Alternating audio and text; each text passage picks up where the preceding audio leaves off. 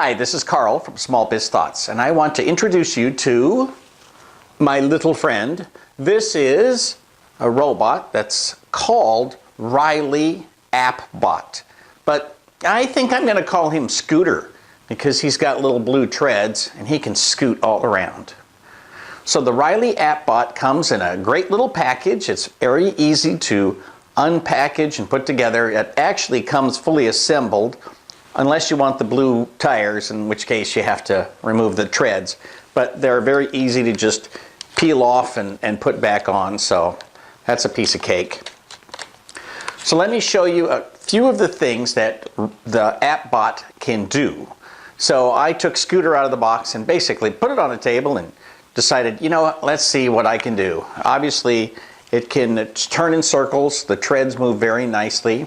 You control it with an app on your phone. So you basically take a look at the phone and then you have to log in. You pick your AppBot. So it's intended to have the ability to control more than one of these little robots. So you just pick the one that you want to control, and then you get to see it on your screen. So you see whatever's coming through this camera is visible on your screen. Once you've got it looking around, then you say, okay, now let's go someplace, and all you have to do is put in the password. Not sure why they have you put in the password absolutely every time.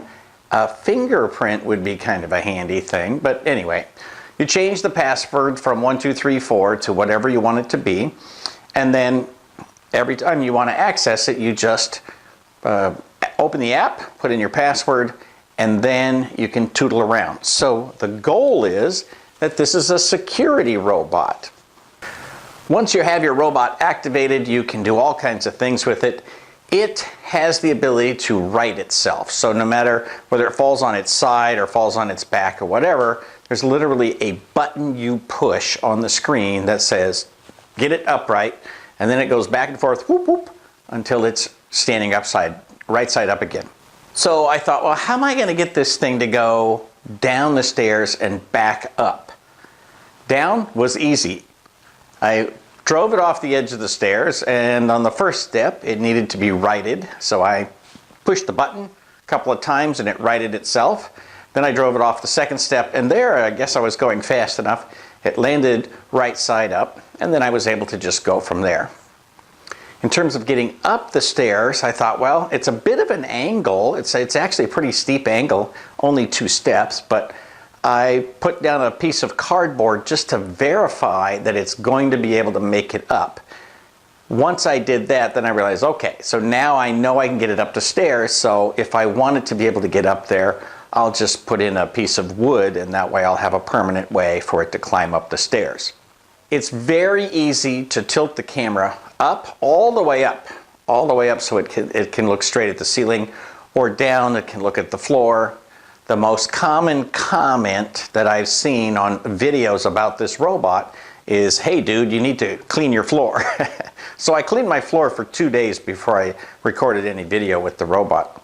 One of the cool features I like is that it's got a charging station, and you can basically record anything you want, tootle around the house, and then when you want to go back to the charging station, as long as the robot can see within its camera view where the charging station is, then you push a button and an infrared light comes on the charging station. So in the recording that I've got, it turns dark because when it's in its mode to go home and charge, it goes into an infrared mode. And so it sees the light from the charging station, and then it proceeds to drive itself to the charging station. Now the charging station also rotates, so you can rotate the robot anytime that it's parked. So it's entirely possible that at the moment that you unplug the robot, it's facing in one direction, but when you want to park it, it's facing in another direction. So what happens is, once the robot gets to the charging station automatically rotates so that it's in line with the robot, and the robot can just drive back onto the charging station. It also has a very handy motion detection and face following feature. So the motion detection, you can basically park this thing, point it towards the front door, and then as soon as it detects motion, it will automatically start recording and send that to your phone. Second cool feature is you can talk through your phone. You can activate the microphone and say, "What are you doing in my house?" and then of course you can have a conversation with whoever happens to be there, and that's kind of cool. Now, if somebody says, well, that robot is only this big, maybe I should just take it home with me, and then there's no proof that I was ever there. Well, that's why it records to your phone. So you've got those recordings even if somebody steals your robot. Luckily for me, I don't own anything of value except I now own this robot. So that's the only thing I own of any value, so don't break into my house.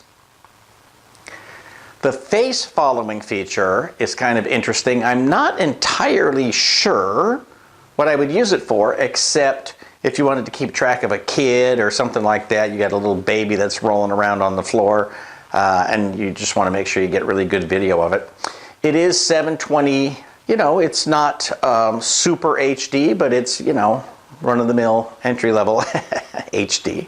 So anyway, fun little robot, great to play with, and I look forward to seeing what else I can do with it. Someday, I'd really like to attach an Arduino to it and see if I can add some functionality. So we'll see about that. In the meantime, I'm just going to play with it and access it from anywhere that I have network connectivity. If you're looking for a toy for Christmas, you might consider the Riley AppBot, or as I call him, Scooter. For Small Biz Thoughts, this is Carl Palachuk, wishing you the best of luck in everything you do.